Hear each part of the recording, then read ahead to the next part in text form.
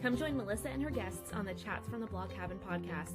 From North Carolina, this podcast will have you feeling like you've known these folks for years. Listen in as they chat about life, culture, current events, and more, all with a special Southern flair. Curl up with your favorite beverage and get ready to be entertained. Tune in now for a unique experience that's fun and insightful. Hey y'all, welcome back to another episode of Chats from the Blog Cabin. You know, the show where I virtually invite people into the Blog Cabin to chat about life. And today we are chatting about literacy. Literacy is something that I think a lot of people overlook. I think a lot of people take for granted that everybody can read. And when I did not know this until Mary came on, until her publicist sent me this, that 69% of our nation's fourth graders are reading below proficiency. I knew as a teacher, there was a lot of students that were going through schools that were just kind of getting passed through. Well, they're passed. They can go on to the next level, and their reading levels are horrible. So, Mary, tell us a little about yourself before we start chatting about literacy. Well, there's so many things I could choose to tell you about me, so I'll start with one of my favorites. My husband and I live out near the Blue Ridge Mountains, the beautiful Blue Ridge Mountains in Virginia. And it is almost heaven out here. And I'm a writer, a consultant, and I have a passion for literacy and particularly children's literacy and teaching children to read. Where did that passion for literacy come from? When did it start, do you think? I know exactly when it started. When I was at Virginia Tech, we had a friend who had a 3-year-old child, and she was teaching him how to read. And she was showing us, and she was holding up these flashcards. And when he got one right, he was so excited, he would do a somersault. And I just thought it was adorable. So that's sort of where it started, but it grew from there. In fact, I did do some early work at the Literacy Council in my area, working with adults, and then eventually moved into focusing on children and phonics and making sure kids have the opportunity to learn to read.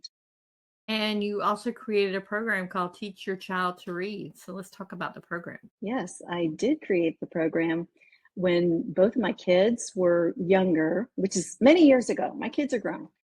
But when they were younger, the school system had adopted a rather unusual approach to teaching reading that did not make sense to me. It was called whole language. And so I was determined that my kids were going to be able to read regardless of how the school system was teaching. So I put together my own materials and little storybooks, and I taught them to read using phonics at home. And what surprised me most is how easy it was. Phonics is easy, teaching kids is easy. Not always, but in this case, it was so easy. I thought other parents might also want the opportunity to do it at home.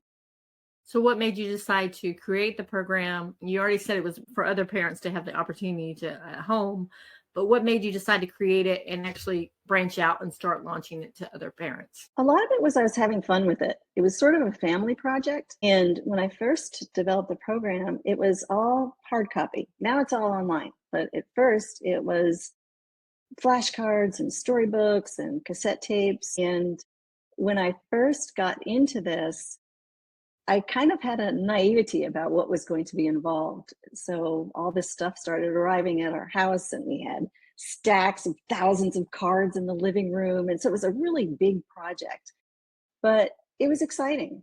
It was exciting. And I just felt intrinsically that this was something that was very, very important. And at the time, there weren't a lot of products out there that were available to parents to be able to do this. So let me think a minute. So when you're talking about this, you worked at IBM, you did all this stuff. Was this something like maybe you thought maybe it would turn into a career later on, or was it something that immediately you're like, oh, I need to do this for other parents and other kids? At the time that I was teaching my kids, I had already left IBM. So I sort of had the opportunity in terms of time to be able to do it. And I did see it growing, and I did see it getting big. And I was excited about building the business, but there was a whole transition time where things started moving online and websites. And so that's kind of where everything changed, and it turned into an online program. So what's the difference? Which did you prefer? Did you prefer like the in-person or the books or the online program? Which one do you prefer? That's a really good question. I had a mom who was using the program to teach her child to read. And now her daughter is using the program to teach this woman's grandchild to read. And so her comment was she really missed the books and the cards and the tactile feeling of doing the program.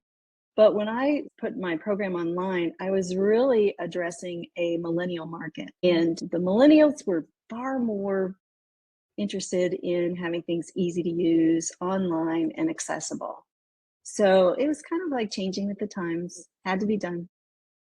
But I could see where that one mom said that she missed the tactile feeling and being able to put something in, like if you're going to a doctor's appointment, being able to put something in a bag and going and having your kid occupied while you're at the doctor's or occupied while you're on a road trip or something like that. You know, kids have so much screen time now that it's horrible. I agree. It is. And I think it's a concern for parents. I think it's a challenge for children who get so accustomed to being tuned into their screen and stimulated that way and entertained that way. And so one of the things that I was adamant about in developing my program was that it would be fully interactive. There's no passive learning, and the parent is actually teaching the child. So the child is not planted in front of the screen to learn themselves. Rather, the parent is doing the teaching, using what's on the screen as a tool. So I had that concern too. What you're describing is, I think everyone's got that concern. It's created a lot of opportunity, but it also has created, I think, a lot of issues.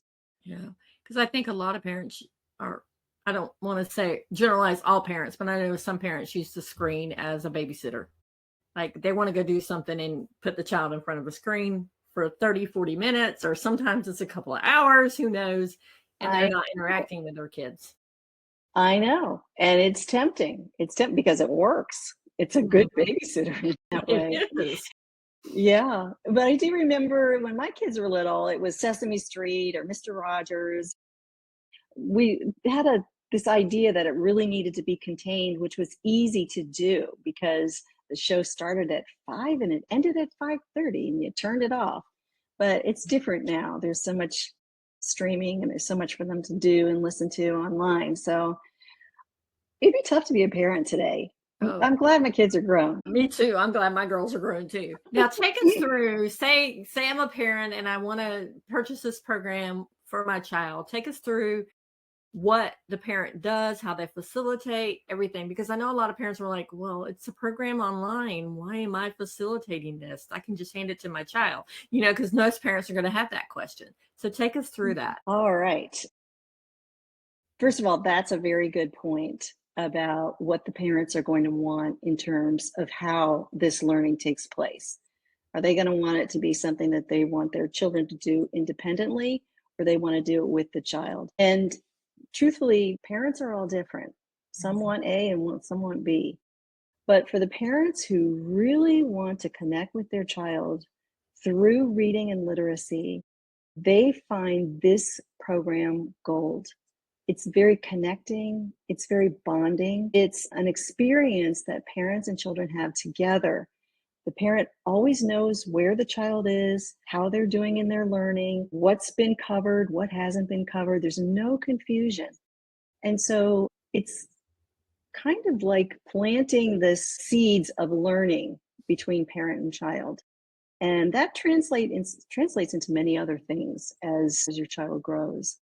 So that's about the parent and bonding. And now you asked, what is it like? How do they do this? Yes. All right. So the first thing is they open the program and they take about 10 minutes to listen to the instructions. And they're ready to go with step 1, lesson 1. And the lessons in the program are 5 minutes or less. And the program follows a very sequential path. There are 6 steps. And by the time a child finishes step 2, they're able to read basic words. By the time they've finished step 5, they're pretty good readers and they're ready to go to the library and check out books. So I will show you lesson 1, how it works. Okay, Melissa. This is, can you say, good. Love that. Lesson 1 is done. You now get to go play. Really? It's that quick? It's that quick. It's very, very simple. As the program develops, It gets a little bit longer, but not much more. The lessons are divided into these little micro sessions. You know how kids are. They're not going to sit day in and day out for this stuff. One of the complaints about phonics and one of the reasons that the school systems move away from it is because they say that it's boring, and it is. It's very repetitive and it's not very exciting. However, reading is exciting. Once they understand how to use phonics to read, to decode words, and they start sounding out words, there's nothing like it. So how long does it take a child to get through to the steps where they can go to the library and read books? One of the things I like to encourage parents to do is to pace the program with their child according to how fast their child wants to go through it. And so some children whip through it very quickly, and then others can take much longer.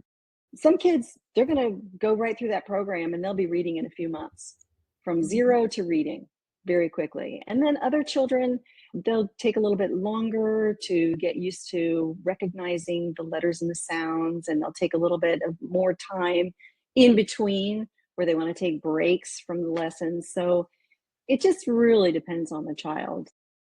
And the lesson sessions are what, 10, 15 minutes or a little bit more? 5 minutes or less Wow. throughout the program. They're And very, very. the parents can pick and choose the time frame that they want to do this in. That's right. That's right.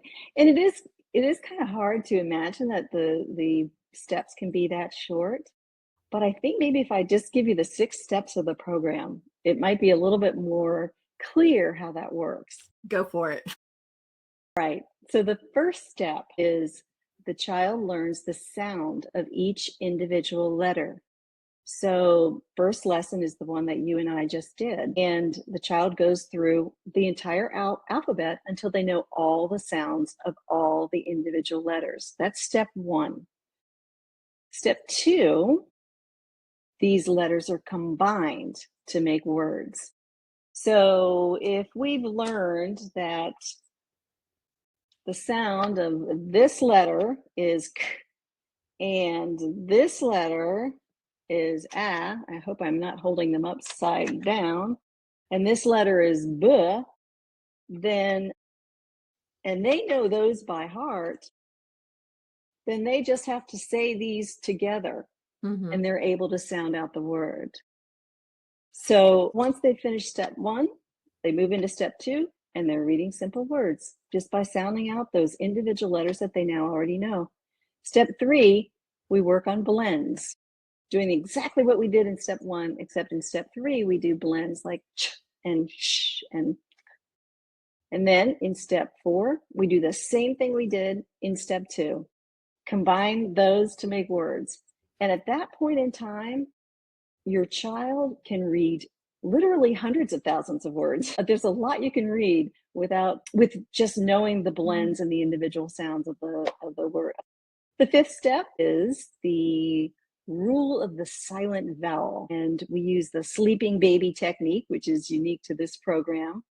And once they know what the silent vowel does to the other vowel in the word, they understand how to sound out words with long vowels. And they're ready then to go to the library and check out books.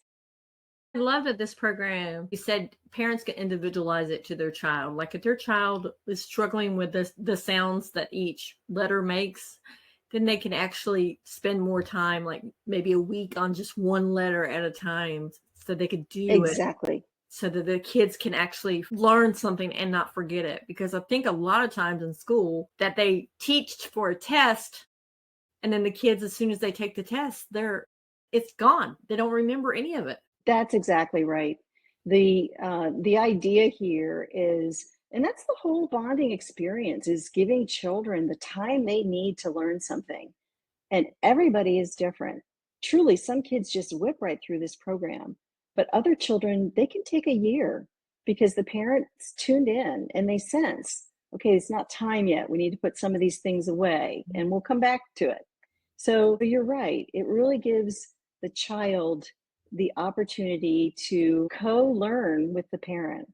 kind of happens together. And I also love the fact that if a parent's doing it, if they know their child, like if they go to school, they have to learn or they're supposed to learn, but they may be having an off day, whereas the parent can look at the child and say, you know what, maybe today is not a great day to focus on phonics because you're I don't know what's going on with you, but today is not the day I want to deal with you.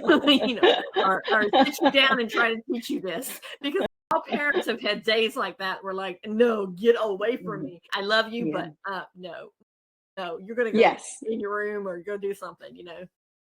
that's right. Sometimes the parents need the day off. Yep. So that is definitely part of it. But what I will say is that some parents, parents are good at different things. Some parents like to run outside with, play baseball, and others like to play board games, and others like to do teaching, educational things. And what I would say about this particular task of teaching your child to read, because of the statistics that we're seeing in our schools, it's critical that parents make sure their children learn to read, whether or not it's something they think is going to be fun to do. Yeah. You got to take a kid to the doctors. You got to register them for school or soccer. Those are just to-dos you have to do. And I would say, even if it's not your thing to do educational things at home, this is one to go ahead and put on the list. Why do you think there's such a low proficiency of reading in the nation now? Because I mean, I am a former school teacher and I saw it firsthand. A lot of these kids that are like, and I have friends that are still school teachers. They're talking about their kids are very low in reading. They're not even reading on kindergarten level almost. It is alarming. It is alarming. And I think it's fair to say that we have a crisis of literacy in our country, and that people don't know how bad it is, but it's bad. It's really bad. In fact, the Department of Education, their statistics tell us that 40% of fourth grade students test below a basic level of reading. 69% of fourth grade students test not proficient in reading. That means that 2/3 of our fourth grade students are either not even at a basic level or below proficiency, which means below grade level. It's a crisis. That's 2/3 of our kids. And so, continue. oh, I was going to say, and so what happens when they become adults? 10 years from now, 2/3 of our adults not going to be able to read? What happens between now and then to change that statistic? We have to change something, and it can't be just, well, we'll pass them because they have a learning disability or they have this, or some excuses come up. They actually need to take the time to, even if they have to retain them, I guess. I think that's the case, but I think that perhaps the larger issue is how reading has been taught in the schools. And in the 70s, the school systems moved away from phonics almost completely by introducing whole language. And the premise behind the whole language is that you can teach a child to read the same way you teach them how to speak. And science has since disproven that in a big way. Children don't learn to read the way they learn to speak. But also, think about a baby. Almost from the time they're born, they're very motivated to communicate with you verbally, and they want to get in on the conversation. They're motivated all day long, every day, to learn how to talk. Reading is different. When they're maybe, I don't know, 1, 2, or 3, someone's reading to them and for them. There's no motivation to learn, and why should there be? It's not that they should enjoy having books read to them. So that's where it all began. And then the progression into balanced literacy did not make it much better. But the bottom line is the children have not been learning in a direct instruction, phonics-based, with a direct instruction, phonics-based approach. And we're seeing the results of that. And I think that's probably one of the biggest factors, although there are other ones as well. That's a big one. Yeah, I also think the biggest one is children nowadays have screens. Like, I know kids that are in elementary school that have iPhones. They have better iPhones than I do, that their parents are allowing them to be on the screen all this time instead of actually reading. They're going on YouTube, looking at videos, or they're watching their shows on their phones, or they're going to social media and not reading the caption, but just looking at all the reels and TikTok. I mean, that's a time suck, and they don't have time to actually sit down and open up a book and read. And reading's harder than watching a show, watching a YouTube, scrolling through TikTok. It's a bigger effort. So there is the online consumption, I think, has had probably not a very positive effect on it as well.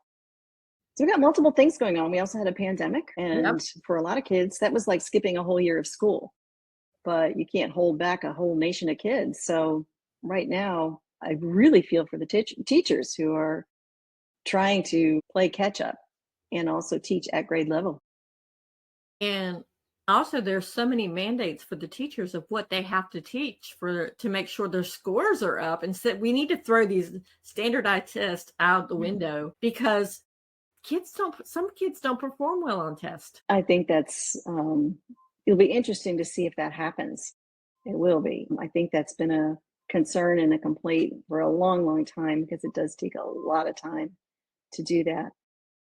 So and that's why I think it's so important that the parents do this job at home so that they don't have to worry about what's going on in the school system. Thankfully, many states, in fact, I think we're up to about 40, have decided to ditch the balanced literacy and mandate direct instruction phonics. So we should be seeing some changes in how reading is being taught in the school. But what's the balanced literacy and the whole language, I think, have just been detrimental to the ability for our kids to decode words and learn how to read. And this program is so simple that even if a parent only has 10 minutes to teach the child how to read, they got 10 minutes that they can pull out something and teach them a sound like right away. They sure can. In fact, they only need 5 minutes. It's very, very short. My youngest, he was very active. So sometimes we just did our lessons. He'd be walking through the kitchen. I'd grab something off the top of the refrigerator, the card, and say, "Hey, we're doing sounds." He'd pause for a moment. We'd buzz through the alphabet and he's gone. It really is very simple. I can see that because my 3 girls were very active. 2 of them play soccer. So going back and forth on soccer games and you're in the car, you can easily just say, "Hey, look," and it's easily. You're just multitasking. That's all. You don't need to find time and situate the area and set things up and make sure it's quiet. You don't have to go through all the things you usually do when you're doing some focused homework with a child. This is a little bit different. It's actually very simple. You start it, you spend a few minutes on it, and you stop, and you're ready to do something else. I absolutely love this because I think it's important that children need to read at their levels. They do. And as you said earlier, I just don't think there's an awareness about the crisis that we're in. And this is going to impact everybody, not just the child who can't read. You really have to imagine living in a country where 2/3 of your adults don't read, because that's where we're headed in 10, 15, 20 years if something doesn't change. That's a problem. It's a problem for everybody. I remember growing up, people used to say, "Why do I need to do geometry? Why do I need to do this? And we'll never see this again." But with reading, you'll see this all the time. There's contracts that you got to sign. There's tax forms you got to fill out. There's other things you have to do. You may be parking in a no parking zone, but if you don't know how to read, lots of money. Exactly. Reading is integrated into everything that we do.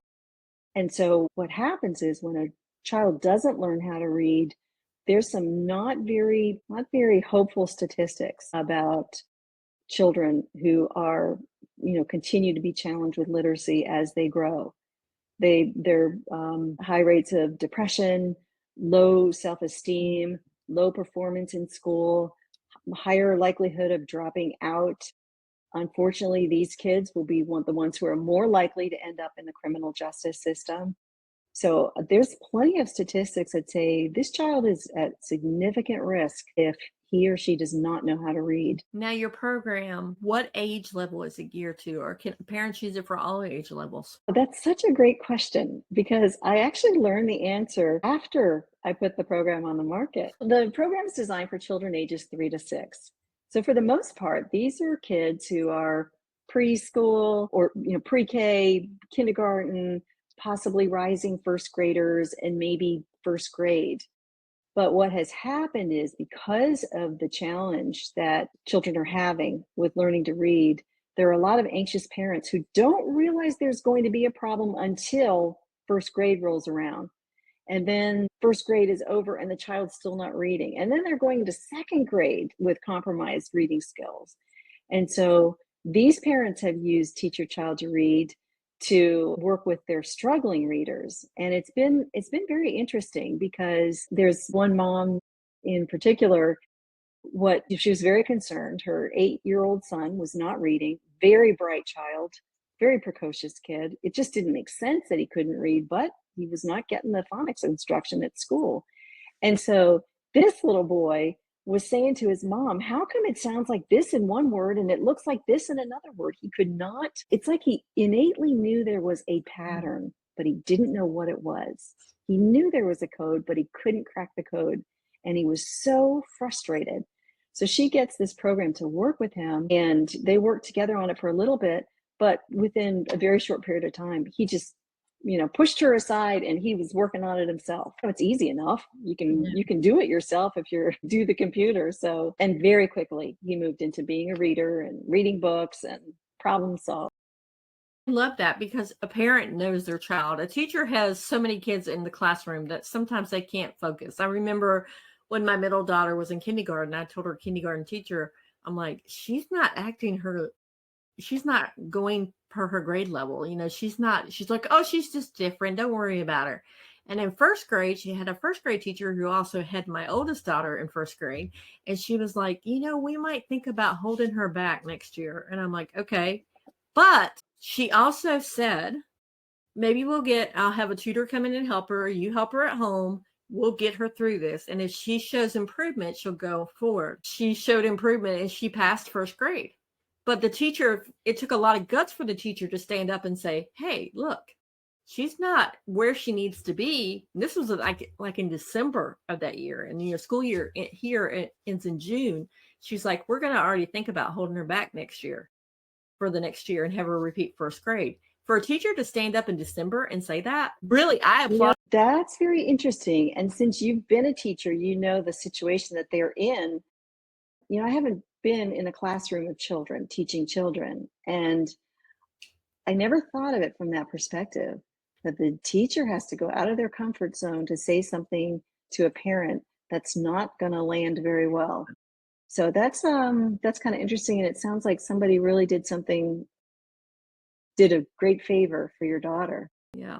I mean, she had a tutor, someone who came in the classroom, so she had her pulled out all the time. She was always a volunteer came in, would tutor them, and then I would work with her at home, and she also would work with her on the side too. So it was a group effort. It wasn't just one thing. And because we learned that she was just a slower child and she had ADHD too, which made a whole difference. Sure. So let's talk about children with learning disabilities using your program, because that's going to be a big thing too. It is, yes. In fact, this program I think is adaptable to multiple different types of learners, including adults. But one of the things that I do offer is free access for teachers, because I do want teachers to have the opportunity to use the program with children if they have to pull them aside and work with them independently. It's really more of a one-on-one program. But my Free for Teachers program is about giving teachers access to the program so that they have this tool themselves to be able to work individually with the kids. And so some of the people who are taking advantage of that are teachers who have students who have special needs.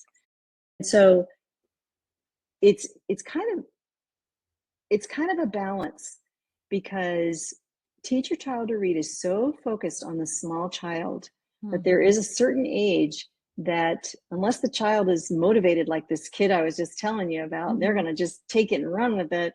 There's a certain age that it's too remedial. Like the lesson that you and I did, it's too remedial for a fourth grader, a fifth grader, a sixth grader. And so that poses a challenge, which is why it's so important to take care of this when a child is at that sweet window where it's so much easier to teach them to read.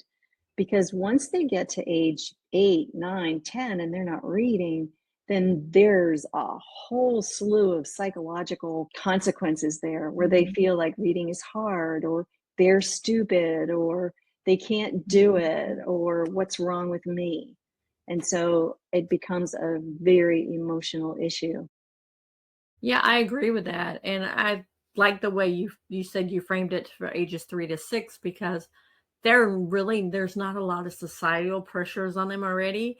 And plus two, they're from 3 to 6, it's like 3-year-old, they're at home sometimes with a mom, or they could be going to daycare, but still there's not that pressure on them to learn certain things.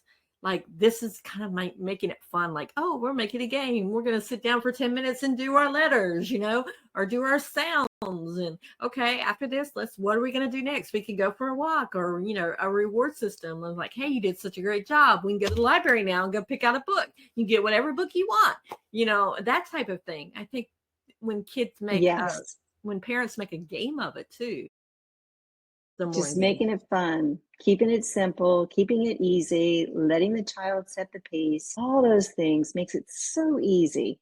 And it's not a time suck. It is something that's really short to do. And the beauty, as you say, of that age group is that they don't have those other pressures on them. Once they get into first, second, and third grade and they see other kids reading and they are not, talk about pressure. That's got to match any kind of pressure that an adult has in the adult world. It's big. It's really big. It's really big. And, especially when they start getting up, like you said, 3rd, 4th, 5th grade, but also in middle school. And middle school, it's a beast all in itself. Yes. So I can't even I don't like to think about middle school. I can't even imagine a child who is in middle school whose reading proficiency is on a 2nd or 3rd grade level and having to deal with all their peers and all that. Whereas parents can just take time to invest that time in a child. Say, hey, we got 10 minutes right now. Let's go through our sounds. Hey, we got 10 minutes right now. Let's do our blending. Let's do this. Even if it's 5-10 minutes a day, like you said, or maybe 10 minutes a week, if that's all the kid can handle at the time, or is all the parents had time for, they still are able to grasp the concept and get it in their mind. And then, okay, they may not be reading quite at the level that they're supposed to be, but at least they're reading to the point that they're learning more and more, and they're building upon that skill. Whereas if you don't have that foundation to begin with, they can't build on it. That's exactly right. And what happens when the children complete the program, once they get phonics and they understand the patterns and how it all works, they go very quickly into more advanced reading skills, because the best way to learn to read is to read. And so once they are able to really start reading and sounding out words, children will be sounding out words that they have no idea what they mean, but they can say them perfectly because they know how to sound them out using. So they can really go well beyond their basic reading skills.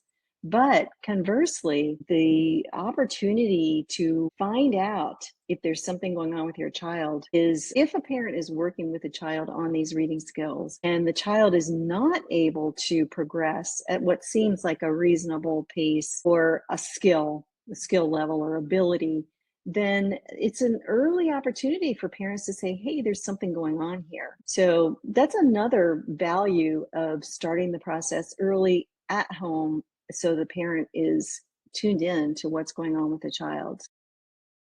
Yeah, that is so true, because you never know.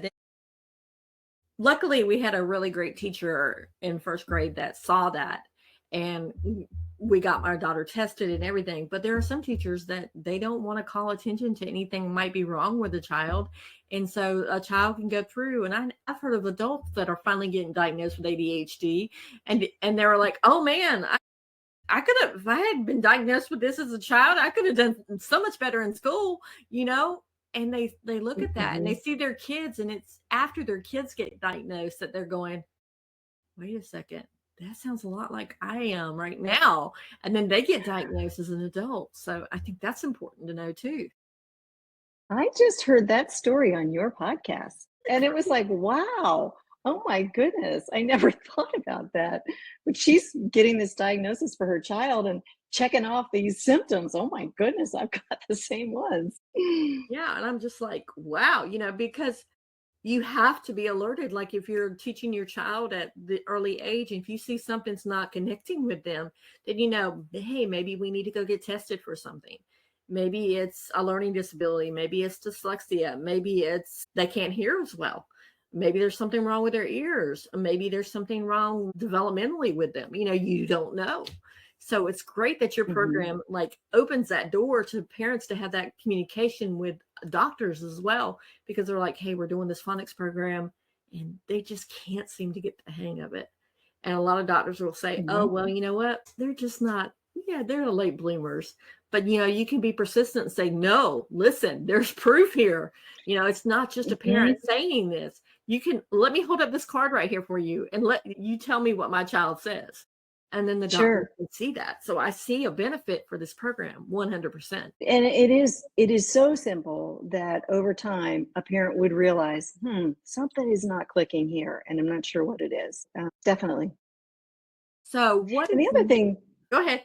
Another thing like. Oh, no, I was going to say the other thing too about parents teaching children to read using phonics. A lot of parents will say, well, I didn't learn to read with phonics. And, most of them didn't.